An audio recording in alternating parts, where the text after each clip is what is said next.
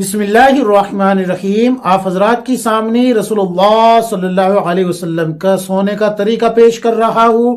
سائل نے سوال کیا ہے، السلام علیکم ورحمۃ اللہ وبرکاتہ، مفتی صاحب ہمیں شریعت کے مطابق سونے کا طریقہ سمجھا دیجئے کہ آپ صلی اللہ علیہ وسلم کیسے سوتے تھے تاکہ ہم بھی سنت طریقے پر سونے اور سنت طریقے پر اٹھنے والے بن جائے اور ہمارا سونا اور جاگنا بھی عبادت بن جائے۔ کیا حکم ہے شریعت کا، کیسے آپ صلی اللہ علیہ وسلم سوتے تھے؟ تو دیکھیے یہ کتاب ہے خصائل نبی، اس میں آپ صلی اللہ علیہ وسلم کی تمام زندگی کو علماء نے محفوظ کرنے کی کوشش کی ہے۔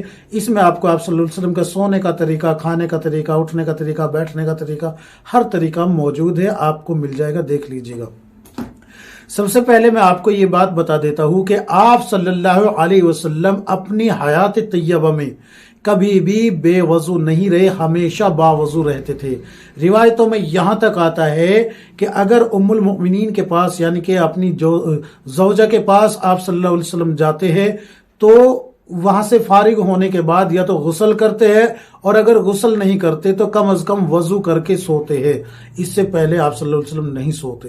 تو پتہ یہ لگا کہ سونا بھی کیا ہوگا، عبادت اس وقت ہوگا جب آپ صلی اللہ علیہ وسلم کے طریقے پہ سوئیں گے اور باوضو سوئیں گے۔ باوضو رہنے کا ایک فائدہ یہ ہوتا ہے کہ انسان جھوٹ سے بچ جاتا ہے، جھوٹ کی عادت اس کی چھوٹ جاتی ہے، اور ایک فائدہ یہ ہوتا ہے کہ اللہ اس کے رزق میں برکت عطا فرماتا ہے۔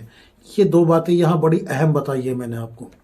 آپ صلی اللہ علیہ وسلم جب سونے کے لیے آتے تھے تو سب سے پہلے اپنے بستر مبارک کو اٹھاتے تھے اور جھاڑتے تھے، پھر اس کو بچھاتے تھے، یا پھر آپ صلی اللہ علیہ وسلم کی جو بھی بیوی جس کے آپ صلی اللہ علیہ وسلم کی باری ہوتی تھی، یا پھر وہ اس کام کو سر انجام دیتی تھی کہ آپ صلی اللہ علیہ وسلم کے بستر کو جھاڑ کے بچھا دیا جاتا تھا۔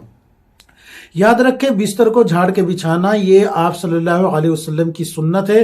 اگر آج ہم اس پہ عمل کریں گے تو یہ بستر کا جھاڑنا بھی ہمارے لیے عبادت شمار ہوگا۔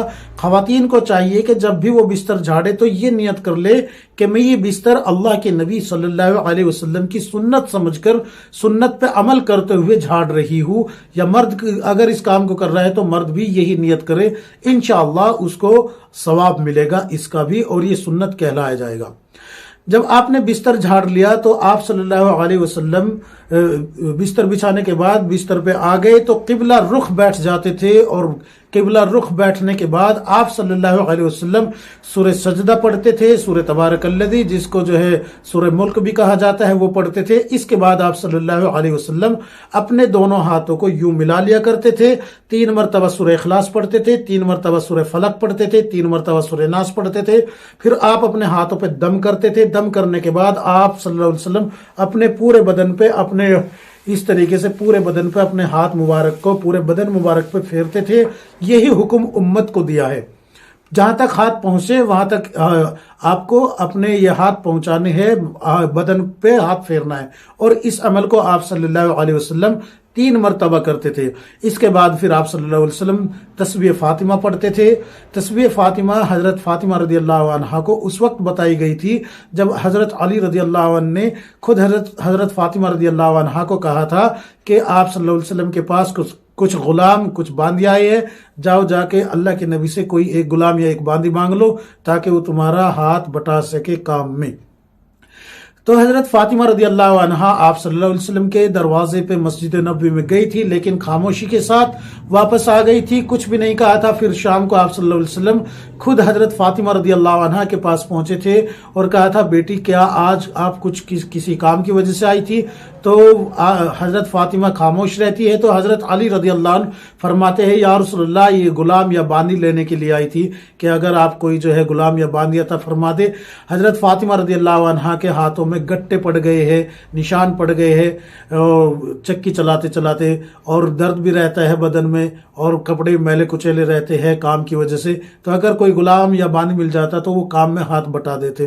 تو آپ صلی اللہ علیہ وسلم نے فرمایا کہ بیٹی میں تمہیں اس سے بھی بہتر ایک عمل بتاتا ہوں، 33 مرتبہ سبحان اللہ، 33 مرتبہ الحمدللہ، اور 34 مرتبہ اللہ اکبر پڑھا کرو۔ اللہ تبارک و تعالی یہ جو ہے یہ غلام اور باندی سے کئی زیادہ بہتر ہے اور کئی زیادہ کام آنے والی چیز ہے۔ تو اس پہ عمل آپ صلی اللہ علیہ وسلم خود بھی کیا کرتے تھے اور امت کو بھی ترغیب دی اپنی بیٹی حضرت فاطمہ رضی اللہ عنہ کو یہ عمل بتا کے۔ تو آپ صلی اللہ علیہ وسلم یہ بھی کیا کرتے تھے، اور پھر آپ صلی اللہ علیہ وسلم اپنے اوپر دم کیا کرتے تھے۔ اس کے بعد آپ صلی اللہ علیہ وسلم سونے کی دعا پڑھتے تھے، اللہم بسمک اموت و احیا۔ اور یہ بھی یاد رکھے آیت الکرسی بھی آپ صلی اللہ علیہ وسلم پڑھا کرتے تھے۔ سونے کی دعا سے پہلے آپ صلی اللہ علیہ وسلم آیت الکرسی پڑھا کرتے تھے۔ آیت الکرسی کے بارے میں آتا ہے کہ جو بندہ آیت الکرسی پڑھ لیتا ہے، اللہ تبارک و تعالیٰ اس کے گھر کی اور اس کے آس پاس کے گھروں کی ساری رات حفاظت فرمانے کے لیے ایک فرشتہ مقرر کر دیتے ہیں، یا یہ فرمایا غالباً مفہوم بتا رہا ہوں کہ اس کے گھر کی اور اس کے آس پاس کے گھروں کی حفاظت کرتے ہیں، اور صبح تک حفاظت ہوتی ہے اس کے پاس شیطان نہیں آتا۔ تو آیت الکرسی پڑھنے کے بعد آپ صلی اللہ علیہ وسلم پھر دعا پڑھتے تھے، اللہم بسمک اموت و احیا۔ سونے کا طریقہ آپ صلی اللہ علیہ وسلم کا یہ ہوتا تھا کہ یہ ہاتھ یوں اس طریقے سے گال کے نیچے رکھ لیا جاتا تھا، داہنا ہاتھ رائٹ ہینڈ داہنا ہاتھ، سیدھا ہاتھ آپ صلی اللہ علیہ وسلم کے گال کے نیچے ہوتا تھا، قبلے کی طرف آپ کا چہرہ ہوتا تھا، اور آپ صلی اللہ علیہ وسلم ایک پیر یعنی کہ داہنا پیر سیدھا پھیلاتے تھے اور بایاں پیر تھوڑا سا موڑتے تھے، جیسے کہ گھٹنا موڑ کے لیٹتے ہیں اس طریقے سے۔ اور یہ لیفٹ ہینڈ یعنی کہ الٹا ہاتھ، کھبا ہاتھ، بایاں ہاتھ، یہ جو ہے آپ صلی اللہ علیہ وسلم کی ران مبارک پہ ہوتا تھا۔ اس طریقے سے آپ صلی اللہ علیہ وسلم ذکر الہی میں لگ کے سو جایا کرتے تھے۔ یہ آپ صلی اللہ علیہ وسلم کا سونے کا عمل ہے۔ اس کے بعد پھر آپ صلی اللہ علیہ وسلم اٹھتے تھے، تو اٹھنے کے بعد سب سے پہلے کیا کرتے تھے، یہ دعا پڑھتے تھے، الحمدللہ الذی احیانا بعد ما اماتنا والیہ النشور۔ یہ دعا پڑھ کے پھر آپ صلی اللہ علیہ وسلم کیا کرتے تھے، کلمہ شہادت پڑھتے تھے۔ کلمہ شہادت پڑھ کے پھر جو ہے وضو فرماتے تھے۔ وضو فرمانے کے بعد ظاہر سی بات ہے تہجد میں اٹھتے تھے تو تہجد پڑھتے تھے، پھر اس کے بعد تھوڑا سا پھر آرام کرتے تھے، پھر حضرت بلال رضی اللہ عنہ اذان پڑھتے تھے۔ اذان کے بعد پھر حضرت بلال رضی اللہ عنہ خود آتے تھے آپ صلی اللہ علیہ وسلم کو لے جانے کے لیے کہ یا رسول اللہ جماعت کا وقت ہو گیا ہے۔ آپ صلی اللہ علیہ وسلم اٹھتے تھے، پھر جو ہے بعض روایتوں میں آتا ہے کہ اسی وضو سے آپ صلی اللہ علیہ وسلم نماز پڑھاتے تھے، اور بعض میں آتا ہے کہ آپ صلی اللہ علیہ وسلم وضو کیا کرتے تھے۔ لیکن یہاں یہ بات سمجھ لیجئے کہ وضو نیند آنے سے ٹوٹ جاتا ہے، یہ آپ صلی اللہ علیہ وسلم کی خصوصیت تھی کہ آپ صلی اللہ علیہ وسلم کا وضو نہیں ٹوٹتا تھا۔ یہ صرف آپ صلی اللہ علیہ وسلم کی خصوصیت تھی، یہ آپ صلی اللہ علیہ وسلم کی خصوصیت تھی کہ اگر آپ صلی اللہ علیہ وسلم کو نیند بھی آ گئی تو آپ صلی اللہ علیہ وسلم کا وضو نہیں ٹوٹتا تھا۔ لیکن امت کے بارے میں یہ حکم نہیں ہے، امت اگر سو جائے، امت کا کوئی فرد وضو کی حالت میں سو جائے، لیٹ کے سو جائے، تو پھر اس کا وضو ٹوٹ جاتا ہے۔ لہٰذا تازہ وضو کرے اور پھر جو ہے فجر کی نماز پڑھے۔ فجر کی نماز پڑھ کے اگر ہو سکے تو اشراق تک وہیں بیٹھے رہے، وہیں بیٹھ کے اللہ کا ذکر کرتے رہے، اور پھر 4 رکعت نماز جو ہے اشراق کی پڑھ کے آپ جو ہے پھر اپنے گھر آ سکتے ہیں۔ اس میں اللہ تبارک و تعالیٰ آپ کے پورے دن کی کفالت بھی کرے گا۔ یہ تمام باتیں جو میں نے آپ کو بتائی ہے خصائل نبوی میں سے بتائیے، یہ کتاب ہے۔ اللہ تبارک و تعالیٰ ہم سب کو کتاب و سنت کے مطابق زندگی گزارنے کی توفیق عطا فرمائے، آمین یا رب العالمین۔